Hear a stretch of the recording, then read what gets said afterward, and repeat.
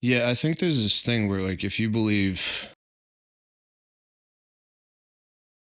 the word is sacred, like, that's what God used to in creation Yeah. to create us.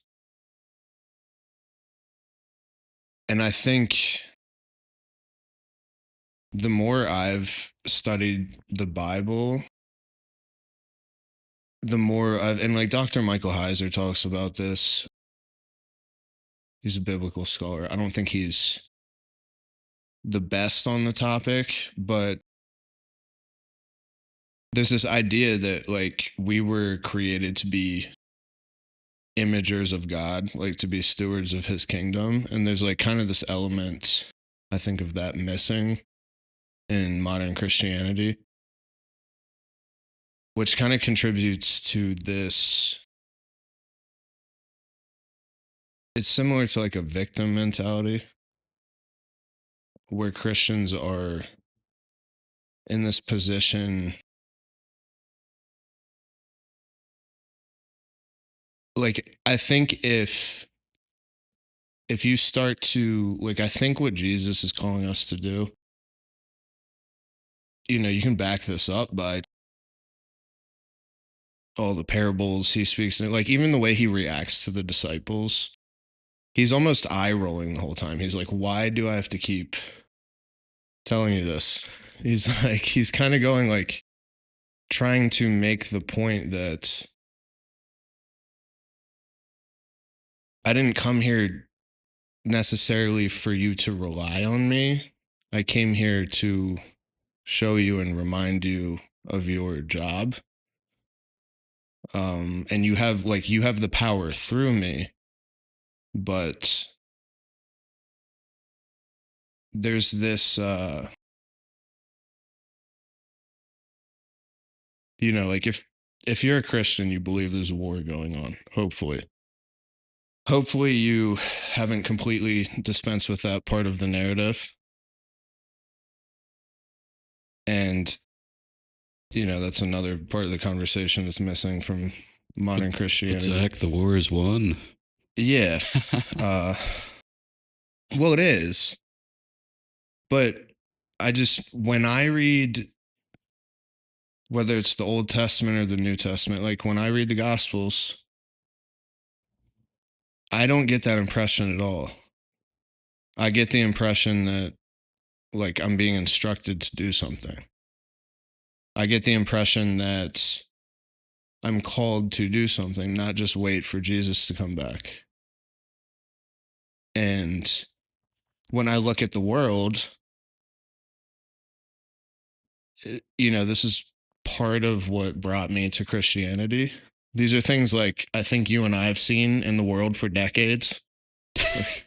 Not decades, but like a solid, Yeah, we've seen this for I quite mean, some time, we used to talk about this stuff when we were like 13 years old, 13, Yeah. 14 years old.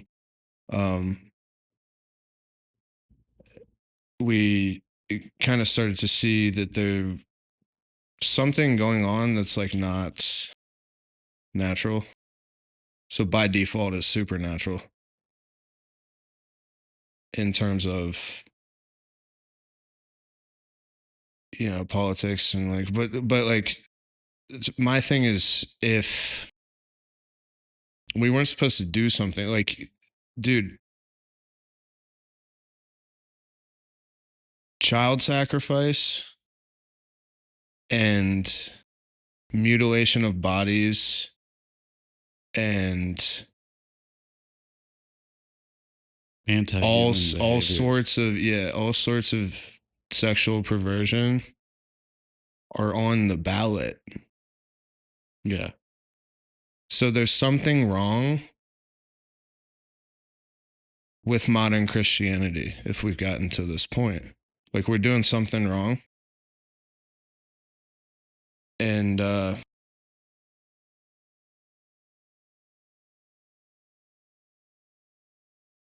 I just think we have a responsibility.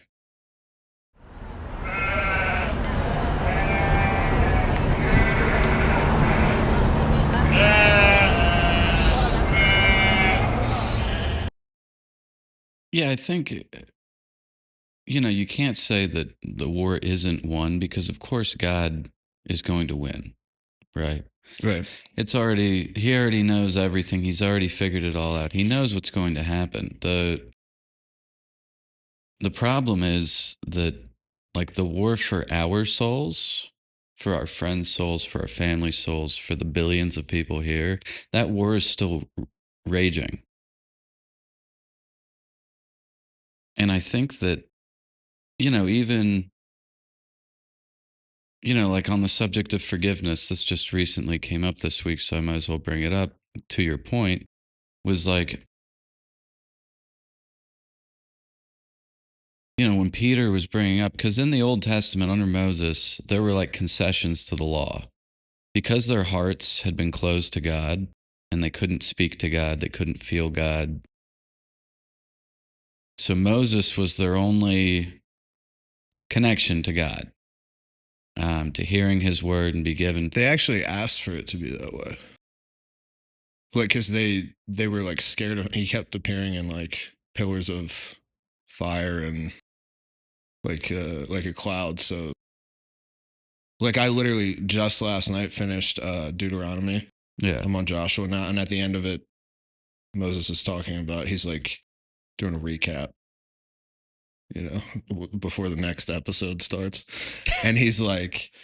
Moses dies at the end of it. God's like, you're going to die now. He dies at 120 years old. And now the torch is, basically passed to Joshua. And it actually says that the Israelites like asked for it to be that way because they were like scared of being able to see God, which I thought was interesting. It's really funny that you just said that anyway. I didn't mean to cut you off. But. No, but so all pertinent information to what I'm about to say. God made concessions to the law for those people, which is, again, showing us that, like, not everything is written in stone. We can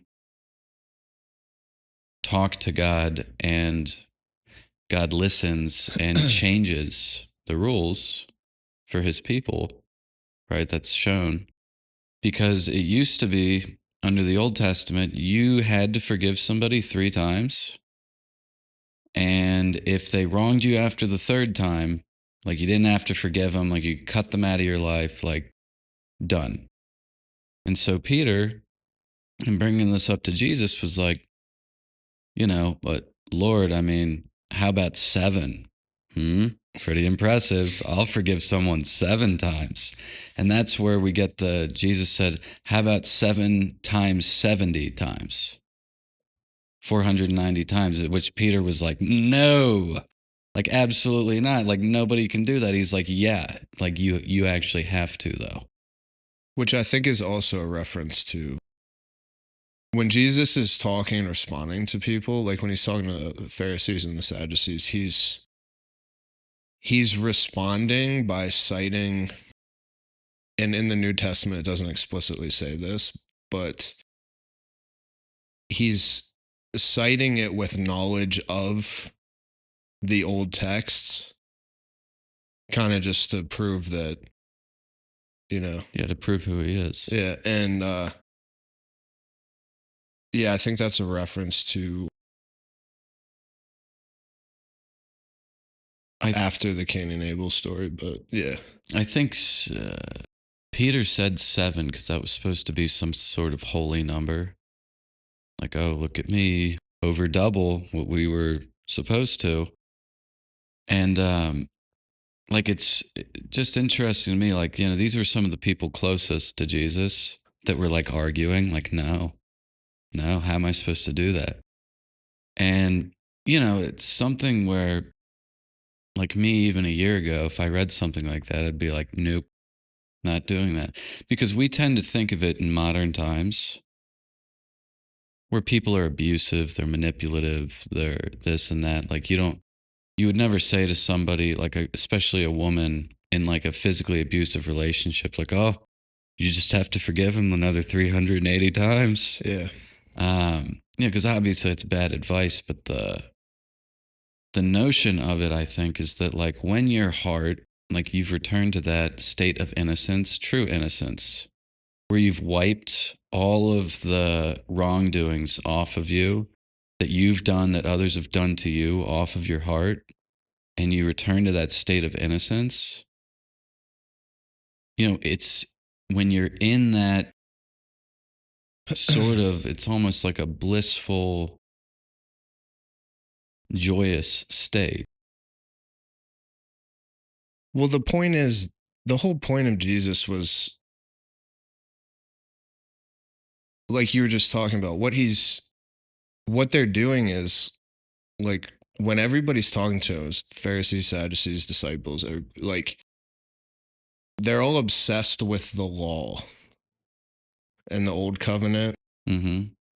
And he's trying to be like, he came to fulfill the new covenant.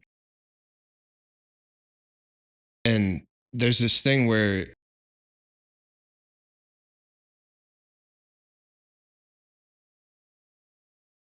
I think you're right, and I know what you're onto, but the thing is the whole point of Jesus was to realize that we can't wipe that clean unless it's through him. Because Yeah. what they're obsessed with is like, well, what if I do it this way? This is how I'm going to do it. And he's trying to, like, he says, I didn't come to, dispense with the law. I came to fulfill it. The conclusion of the law. So there's like the old covenant and the new covenant. This is kind of what happens with modern Christianity is they're like, okay, new covenant, we'll dispense with the old covenant.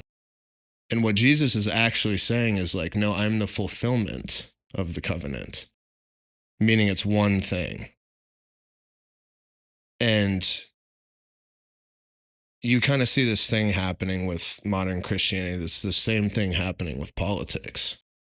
You got the right and the left. They're the Pharisees and the Sadducees. And there's like a different interpretation of the law. And then that whole polarity thing, I see anyway, seeping into religion now and theology, where it's like, it's kind of the same thing happening. It's like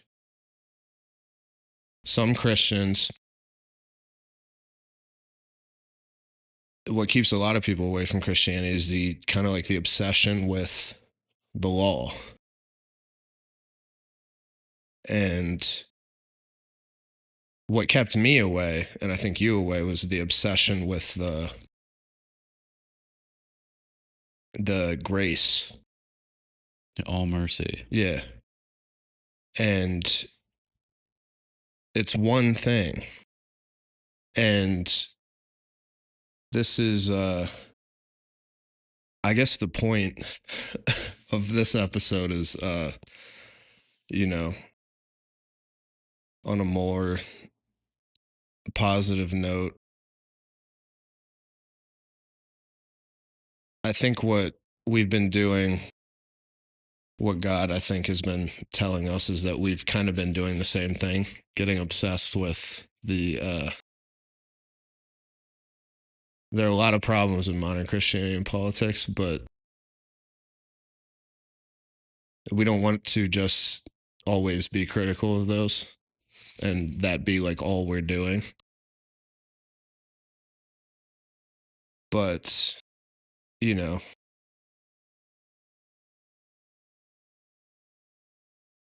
Jesus, the grace, the Jesus coming to be the sacrifice on the behalf of all of humanity is a beautiful thing. But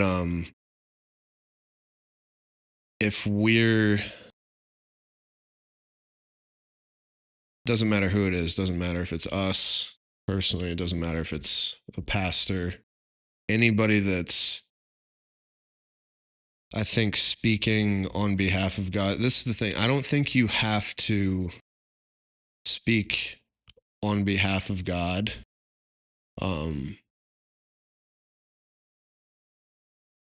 in a completely holy, perfect way to be qualified to speak on behalf of God,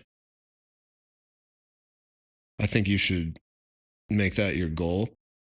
But I do think that if you're going to speak God's word and try to communicate that, what you should be doing is communicating the whole message and not leaving out parts that make people feel uncomfortable, or not leaving out parts that reference the beauty of the grace, like I tend to do sometimes, because I get fired up about issues I see that are contributing to things like child sacrifice and demon worship being in our average discussion of politics, as if it's a normal thing, because it's not. So I get a little bit upset about that. you know but anyway. Yeah, but I think the thing that, like, the intangible thing that gets lost, I don't think grace and mercy are the same thing. I think grace is perhaps the result of justice, and mercy is what produces grace. And I think that's what Jesus is trying to communicate. And I think that's even what the Ten Commandments are trying to communicate. Because if your heart is oriented through Christ, or even through like the ideal of yourself that God has instilled in all of us, that all of us are able to imagine the best version of ourselves, right? For some reason. And in a lot of ways, that person is totally different than the personality that you have maybe with your friends, with your coworkers, with your family, right? That person just wants to serve others, just wants people to be happy, wants, there's this ideal that all of us have somewhere in our heads. Maybe you're stronger, whatever it is. There's a certain amount of gracefulness to that person. And it's that if we did not close our hearts to people, the same way that, like, often when we're being critical, we're closing our hearts to those people. And maybe sometimes that's necessary. Like, you can't just say, oh, well, I hope it works out for you. But, I think what's important to communicate is that even when we're being critical, we're doing so with the intention that people like us, that look at, that maybe have done some bad things, maybe have gone through some bad things, maybe their hearts are very hardened. And when they look at either, New Age Christianity, it doesn't ring true for them. Modern Christianity. Yeah, what did I say? New Age. Well, we got to clarify, because there is like a New Age Christianity emerging where it's basically witchcraft. Yeah. But I think the idea is you would never break any of the 10 Commandments, right? If your heart was never damaged, closed off, or hardened, right? Well, that's not possible. Yeah, because we live in a world of sin. So everybody has experienced trauma. Many of us have traumatized others in some way, shape, or form, right? Either mildly or however, right? Everybody's done something to someone where that person can remember that they've been hurt by that person in some way, shape, or form. Almost all of us are guilty of it. And, that's the whole thing with forgiveness, is that if you're holding on to any of those things, right? Whether it's an ongoing thing in a relationship that you're holding on to, if it's, something from years past and now you've taken that person out of your life, but you're still holding on to whatever it was that they did to you, that's where if you look at the 10 commandments through the lens of Christ, it's like honor your father and mother, right? Honor them even if they weren't good, even if they stepped out on you, even if, you know, even if there, like, there is no if. And when Jesus comes in, everybody's basically doing the same thing, even his disciples. Yeah, but what if? But what if this? But what if that? And he goes, no, if your hearts were pure, there would be no if. If you truly, went through the process of consecration and you forgave, right? And you accepted forgiveness and you truly returned back to a state of innocence, there would be no if. You wouldn't be sitting here talking about the law. You would be in a state of joy, Yeah. right? Which is like one of those things. It's why Christianity, I don't think, is I accept Jesus now, I'm going to heaven, like my work is done. No, the work's not done. Like work for me is not done. Work for you is not done. But an ideal has been set for us to strive for that we're going to fail at probably every day. But there was a human walking example of that ideal for us to follow. And that's what makes Christianity unique from every other religion on the planet, is that God came down to show us how to live. That, and it's the only one that says no matter what amount of works you perform, you cannot save yourself. Yeah, impossible. It's the only one that necessitates a savior. Every other one is an inversion of that concept to some degree. Yeah, I mean, even psychology, like if you go to a mental hospital and you're there for whatever trauma, like they're going to go through the whole forgiveness thing eventually.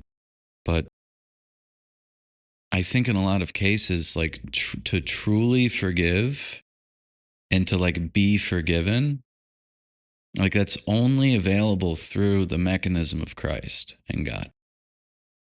Right. And so like if you really want to heal and you talk to God about it and you pray earnestly, like he will heal you of that thing.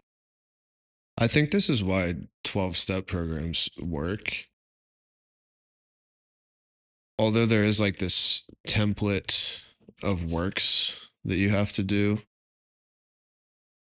there's this concept of surrender that I think like it's not really present in any other religion, where it's this like, all right, I turn it over because I know that like no matter what I do,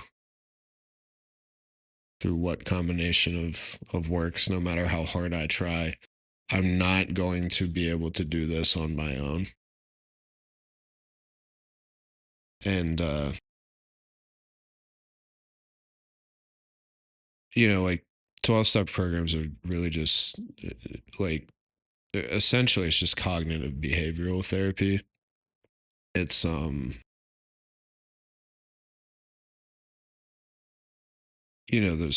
there's steps, there's things you perform that are spiritual rituals, essentially, that put you in contact with something bigger than you and allow that to start operating in your life. And there's a certain amount of consecration and cleansing that's required, I think, regardless of whether you're a Christian or not. So I don't want to say, this is the thing, is like, I don't think we can dispense with that either,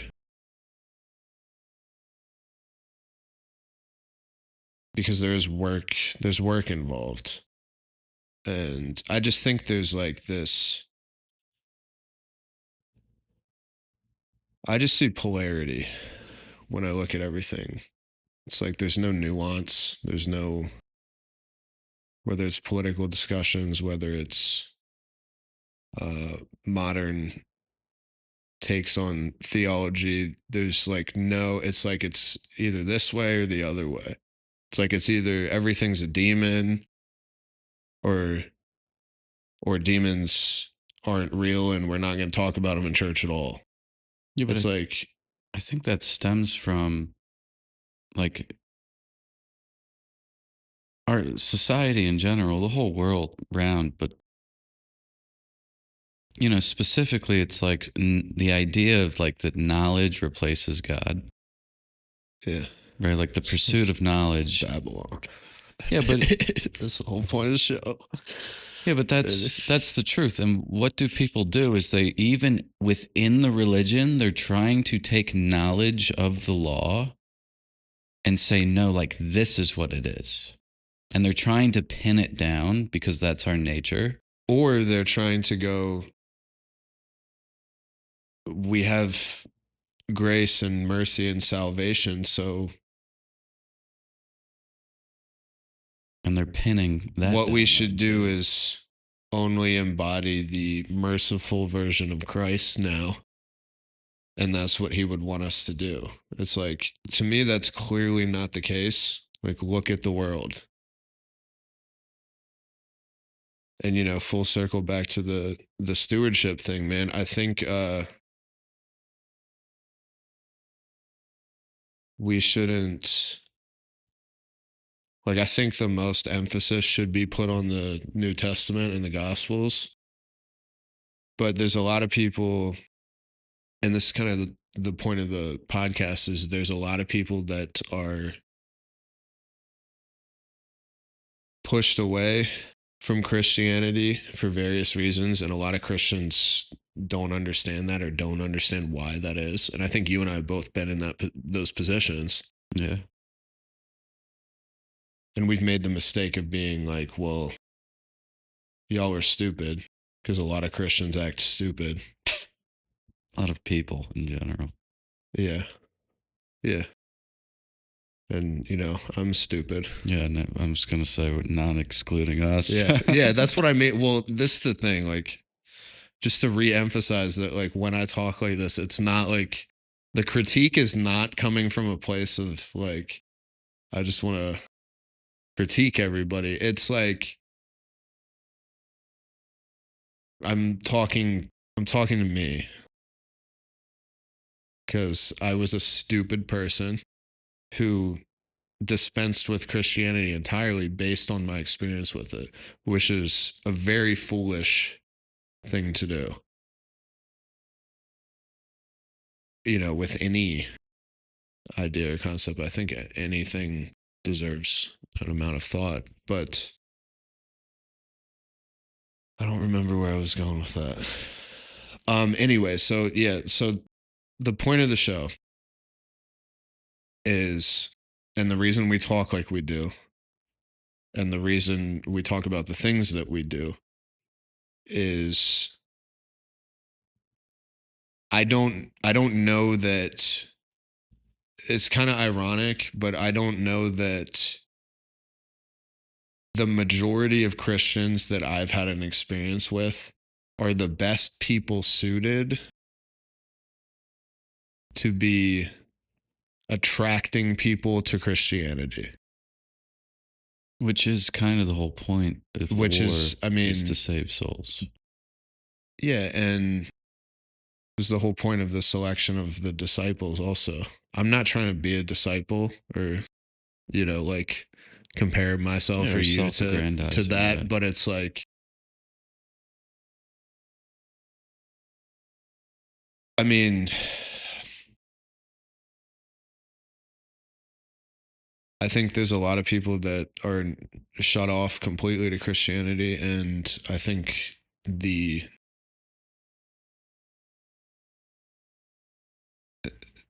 essentially all the meaning of existence is there. And it would be a shame if what I'm trying to say is we're trying to contribute something that we see as lacking to the conversation, while also communicating, there's a reason you and I have seen things this way for as long as we have. And one of the things that got me really into reading the Bible and led to me accepting Christ was seeing these things that it seemed like nobody saw, and then reading them prophesied about thousands of years ago. And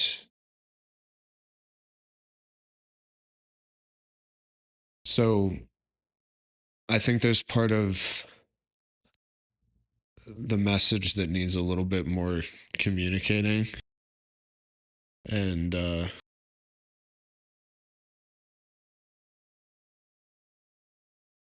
yeah. Well, I think part of it, like in terms of works, is there's no works that you can do to be saved. However, once you've accepted Christ, it's like, well, now you're on a mission, and everybody's been given a different mission, right? And you might not even know it yet. You might not ever really know it in this life, but you'll be told it in the next. But, something that rings in my ears sometimes is the one parable that he told. I think it was like a winery or something. And he does it a few times. One time it's with money, one time it's They're with a crushing winery. grapes or whatever. Yeah, but multiple times it's multiple parables that all say the same thing to me. I'm sure they say a million different things to different people, but it all seems to be like, well, I've given you this gift, and now I'm going to leave. And when I come back, some people have doubled his money, or they did great things with the winery, or they were given something, a gift, and he said, I'm coming back. When I come back, I want to see what you've done with it. Some people were too scared. They hid the money away, or they didn't do the work they were supposed to be doing, or whatever. They come back and they get chastised by the business owner, right? In the same way, it's like, you're saved, you're going through this process of consecration or sanctification or whatever, right? You're trying to heal, you're talking to God, but it's like, if you don't do anything, right? There's no greater joy on the planet Earth than the relief of pain. When something's really, really hurting and suddenly the pain goes away, there's no greater joy than to be forgiven, than to have whatever The your existential angst. Yeah. Yeah. To have them be removed from you, there's no greater joy. And I think that's what everybody's trying to do. That's what some people do it with drugs, some people do it with relationships, partying, with workaholism, with people. I think that's what everybody's trying to do. And I don't think whatever, we're called to do, each of us, I don't think at all what Christ is saying is you're all supposed to do the same thing. Mm-mm. I think we are supposed to communicate the word and try to create disciples and save people. But I don't think there's one path to doing that. And I also think this is another thing that's missing is I think that in order to do that, and I think you would agree this is what you and I are trying to do, is show Christians or potential Christians that doesn't necessarily have to be in a strictly religious context. Like it can be in a worldly context because if you believe the book, you believe what we believe, then we're supposed to go out into the world and reach those people. And if that didn't take any kind of element of us being in the world, like how would we do it? Yeah. So when we're supposed to, for some people, that might just simply be like leading by example. For everybody, I think it's like it's different measures. It's different things. Well, and I think, and I wish fucking 10 years ago somebody would have told me this, but my whole life I always felt like I was capable of doing anything, but I was like paralyzed by that fact, right? Like, well, I was good at school. I could have just kept doing school. I could have been a doctor, maybe, who knows, but yeah, I was good. I had like straight A's, right? Like I was good at taking tests. I didn't need to study much. It was, and I was surrounded by a society where it's like, chase your dreams, find your calling, and go pursue that thing. And I think more often than not, there's a lot of people, smart people, capable people, they're like turning over every stone. Like, well, what's my calling? I think sometimes you're not going to figure out what your calling is until you turn it to God. I think sometimes, like, you're not supposed to decide what it is for yourself. Sometimes not, no. I think in some people, like, my sister's a great example. She was 5 or 6 years old. She wanted to be a veterinarian. And now she is one. Yeah. And she's happy and she's doing what she's supposed to be doing. For some people, it does. It calls to you. Yeah. But then for other people, it's when I was that age, I found the thing years ago. I wanted to be a butler, And I think you'd be a good butler. Oh, yeah, I'd be a great butler.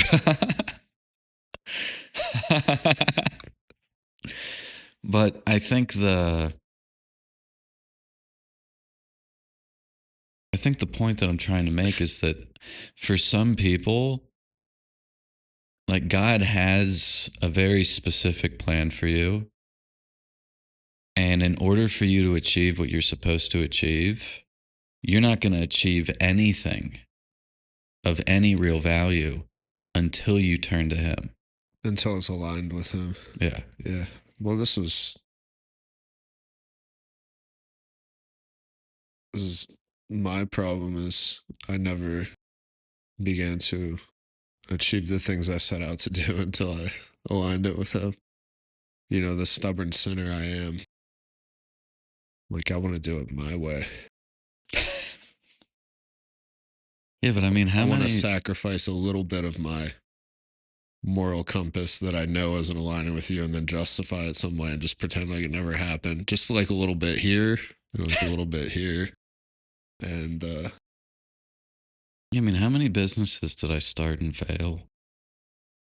Or just start and be like, I don't like this anymore and just stop doing it? Because it wasn't producing any meaning, or I wasn't achieving any success doing it. Yeah. Or they were morally reprehensible to a small degree. Yeah. Or to a large degree. Yeah, or to a large degree. Businesses.